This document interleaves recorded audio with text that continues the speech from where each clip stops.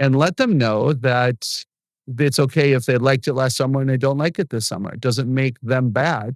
It is what happens as there are growth spurts in different parts of the brain. And that's why we just do these things so that we can discover those things. I don't know if it's a flaw in the programming of parents, but every parent that I've talked to, and myself included, marvels at the fact that our kids grow up. That they grow up and they change, that their interests change, that they once held our hands and then the next day they don't want to even have us say goodbye to them in front of their friends. It's so unique and so weird and can be really jarring. And in fact, sometimes it puts parents in really dark places.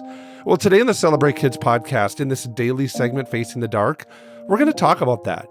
What do we do as our kids grow up? And how can we have a better posture of their changing and developing, especially in the teenage years, so that we can really glorify and honor the Lord in our call to parent our kids for the rest of their lives? Let's turn now to Dr. Kathy Cook.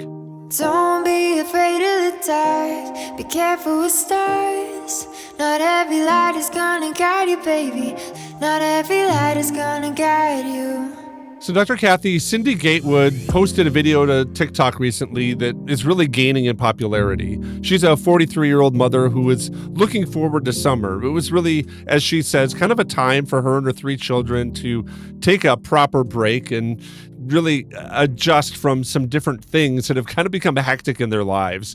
But this summer, she realized that it would be different, a different season than really past summers, as her kids are growing up, kind of out of their childhood years, she says, and they're transitioning into now preteen and teenage years. Her video's gone viral with nearly 1 million views, and she laments that summer is really hard with teens.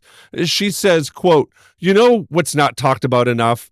The guilt that comes when you have teens and preteens during the summer and you're home with them.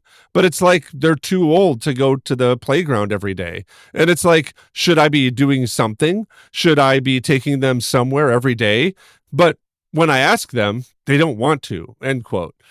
Dr. Kathy, I have teenagers, so in my heart, I'm kind of like, hey, welcome to the party. This is a little bit natural, but I'm kind of asking too, should parents expect this kind of engagement from their teens?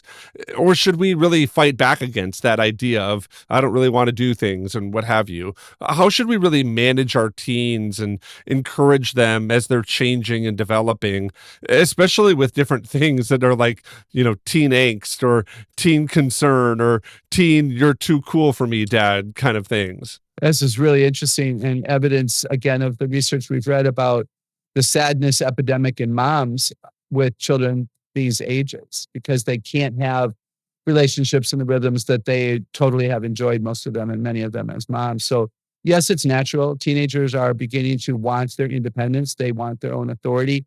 They don't want to be treated like they're immature and they're going to go swing on the swing set. I do think parents have a right to say, tomorrow we are going to do this. Just like you would have when they were 5. Tomorrow we are going to go visit grandma. So I think if you know your kids well and you know what they might really enjoy, then it's easier for you to choose things. But again, I wonder how often you could take kids somewhere where they didn't think they'd enjoy it and they end up loving it.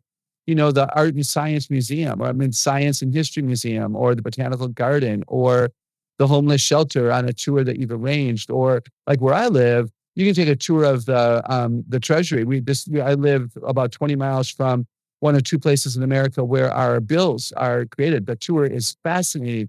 And boy, the security, as you can imagine, to get into the tour is amazing. I also live very close to a very interesting tour of a company that makes bread and hamburger buns and hot dog buns. It's a fascinating tour. And I wonder if we could look to see what's available. If you have an engineer type kid, he or she would like that kind of stuff. I wonder if your kids could go and interview people who have jobs similar to what they think they might want to do someday. So there are things that we know would be good for them, out of the house, physical exercise, of course, vitamin D, hanging out with friends, serving others, visiting with grandparents and aunts and uncles. We can help them use their time wiser, especially if we know what they might be more willing to do with a quick yes. But even if they're like no isn't an option. We're going to do this on Wednesday at 10 a.m. So just psych yourself up and get ready. So I'm pushing back a little bit. They're not in charge. Teenagers might think they are, and they're more in charge than when they were 7. I respect that. But ultimately, as moms and dads and grandparents, if you believe it would be good for them to experience something together, then I want to encourage you to make it happen. Yeah, Dr. Kathy, I do think that that's really important. How do we find out, though, like those things that our kids might like to do? Because teens, I would say, really change. They develop new interests. They might have seen, some guy play saxophone on the corner, and now all of a sudden they're really into saxophone music. How do we kind of deal, or I wouldn't say even deal, but recognize their shift because they are changing so dramatically, and many times not even just in their thinking patterns, but also in their bodies and in their chemical makeup inside of their bodies and their minds and things like that. It can just feel like the whole world is uneasy. We don't know for what kid we're going to get today when they wake up. So how do we address really understanding where our kids are at and then what their new interests might be? Yeah, it's such a good point. So the more we know our kids, the more quickly we can pounce on something that has been indicated as an interest, right? So that we don't wait 2 weeks. So that might be some advice I would have based on what you were just saying. We have to observe them. What's even their search history on Google? Like you should be looking at that, not just because you think something bad might be going on there, but what are they searching for? And that they might not come to you and say, I'm fascinated by a career as a hairdresser, or I've just been investigating, this whole rainforest or the whole, weather. And I just don't get what people are all upset about. So what are they searching for? What are they talking about? What questions do they ask? And then how could you relate those things to things that are going on possibly in the world, possibly in your community that you would relate those things to? Who do you know in your church or your social settings or workplace who has similar interests that you could invite over for dinner? You might not like the idea of hairstyling, or beauty might not be your thing. So who do you invite over for dinner so that your daughter is affirmed in that, or your son is blessed by that? I've said this before, but you can take this or you can leave this. But I was checking out on bed and breakfast just yesterday as we're recording this today. And like at a lot of hotels or bed and breakfast, there was a rack of tourist brochures, and there was a really beautiful map of the county. And you could take that and you could say to each one of your kids, find something on this map that you want to go explore with me someday in the month of August. And everybody in your family would find something, someplace they've never been, someplace they remember going when they were 8 and they'd like to go back. So there's a lot in our communities that we forget about or we don't even know is there. And hotel or highway rest stops will give you sometimes the best view of what your own community offers. I love that, Kathy. That is such a good kind of habit. Here's something, now pick it, right? You kind of set them up and say, we're all going to pick something from this thing. I think it kind of speaks a little bit to even like how they're kind of view things. I would love that because I'm picture smart. I love to see where things are at. But what about the kids that might have a different smart, or, I think that that's also kind of a way to address, kind of their interests. How do we understand or discover what smarts our kids are? And maybe even how does that interface with a little bit of their identity they're building? As kids mature and kind of age up, they're not necessarily, retaining the same, I would say, probably identity structures. Their security might feel a little bit different. Their idea of belonging is different. And so I'm really kind of interested, is there a way to look at this topic really from that idea of, our kids are smart in different ways? I'd love to hear you say that a little bit. And then how do we help our kids build their identity, knowing that it probably is changing when they're in their teenage years? Yeah, good questions again. We have all these 8 smarts. So, all of us are word smart. If you have a daughter who loves to read, write, speak, and listen, your daddy-daughter date could be at a Barnes & Noble bookstore. And you just both find a book and sit in a comfortable chair for 30 minutes and read. And you peruse the aisles, and your daughter hangs out in the cookbook section because she wants to bless her mom with a new cookbook, or, whatever. If you've got a kid who's picture smart, body smart, you go hang out at a Hobby Lobby type store. A Logic smart, body smart kid goes with you to a car mechanic store or to a Lowe's type place, Ace Hardware. My dad had a big affiliation with Ace Hardware, so I like to actually shop there just to bless my dad. And so you walk the aisles of the Ace Hardware store and you imagine what you could build with all of those nails and washers and screws and pulleys and stuff. And, some of the kids will be really into it. And especially if you're participating, they'll enjoy it a lot. People smart people engage with people. So allow them to have friends over and encourage them to go, to a friend's house when invited. And Self Smart kids love quiet. So go to the park and let them be quiet. Or if you go to the zoo as a family, because that's a brilliant nature smart thing, but you have two Self Smart kids who think deeply inside of themselves, don't talk all the time at the zoo. When you're standing in front of the giraffes, you don't always have to ask, what part of the giraffe do you like the best? How tall do you think they are? I wonder how old they are. What continent would they be at if they were in their natural setting? You don't have to. The logic smart part of you is going to interrogate them all the time. And the Self Smart kids are going to be like, would you just leave me alone? I just want to look at the giraffe.